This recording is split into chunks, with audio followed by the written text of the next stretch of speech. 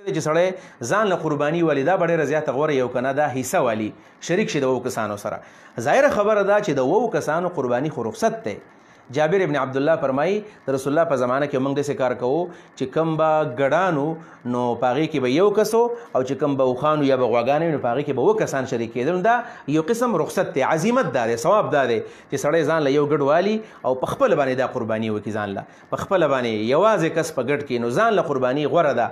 او دویم نمبر دا چې که دا حصه بالفرض اخلي نو حصه جایز ده او ثواب هم پکې دی، خو د هغه ځان له په مقابله کې یقینا په دې کې به ثواب کم ځکه وي چې خو د هر چا د نیتونو پته هم نه لګي. هر سړی په خپل نیت باندې په خپله باندې دا پوهېږي زما نیت څه دی. 2 کسان دي اگر چې ټول به نیتونه خالص کوي او خاص کوي وي پاکوي وي اخلاص یې سره به قرباني کوي، خو د 2 کسانو په نیتونو کې هم فرق راتلی شي، فطور پکې راتلی شي.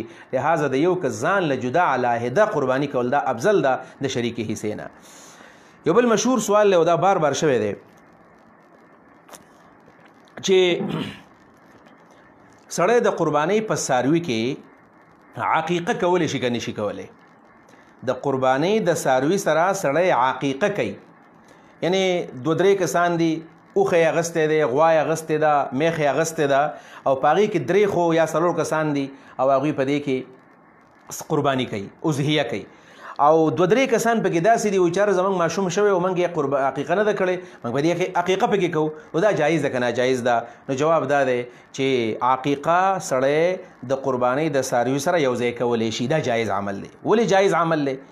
بنیادي طور باندې خبر یادول پکار دي. هغه خبره داسې ده چې رسول الله صلی الله علیه وسلم د عقیقې په باره کې وایي چې عن الولد شاتان وعن الجاریة شات، د هلک نه به 2 ګډان حلالول پکاري او د جنۍ نه به 1 ګډ حلالول پکاري.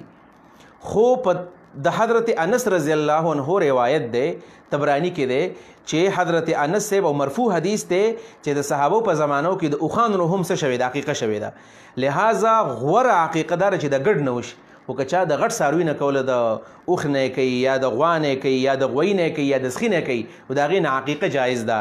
اوس ګورو دې ته چې عقیقه دام د قربت ذریعه ده، قربانیم د قربت ذریعه ده.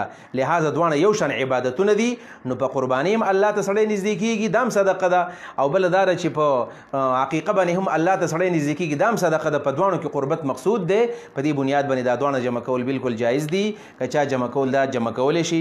البته یو مسله پکې بیا یادول پکار دي چې د هلک دپاره به سړی 2 حصې نیسي او د جنۍ دپاره به 1 حصه نیسي. خو دا ثواب په دې کې ډېر زیات دی. افضله خبره دا ده علماو بالفرض که د هلک دپاره یې 1 حصه ونیول او د جنۍ دپاره ونیول بیا هم جایز ده. غوره خبره به دا وي چې په دې قربانۍ په څاروي کې عقیقه کله کوي نو دا به پکې بیا 2 حصې د هلک دپاره الي، 1 حصه پکې د جنۍ دپاره الي. پاتې شو دا خبره چې د قربانۍ سره سړی د عقیقې د څاروي د عقیقې د ماشومان پکې شریک کوي. نو آیا د احادیثو نه څه ثابت دی که نه دی ثابتو؟ نو جواب دا دی چې په احادیثو کې خو یوازې ګوره د نسک او د نسیکتون، د نسک او د نسیکتون دا لفظ دا د عقیقې په باره کې هم راغلی دی او دا د قربانۍ باره کې هم راغلی دی. احراق الدم فلیحرق دما، دا د احراق الدم دا لفظ د عقیقې په باره کې هم راغلی دی او دا د قربانۍ په باره کې هم راغلی دی. لہذا کم فوائد او دارنګې کم چې د ثواب سیزونه دي او کم اعمال دي او کم قربات دي هغه په قربانۍ کې دي، هغه په عقیقه کې دي. په دې بنیاد باندې احناف علما هم دا وایي، حنابله هم دا وایي چې بالکل د قربانۍ په څاروي کې سړی داسې کولی شي چې د عقیقې ماشومان په دې کې شریک کړي. دا جایز خبره ده.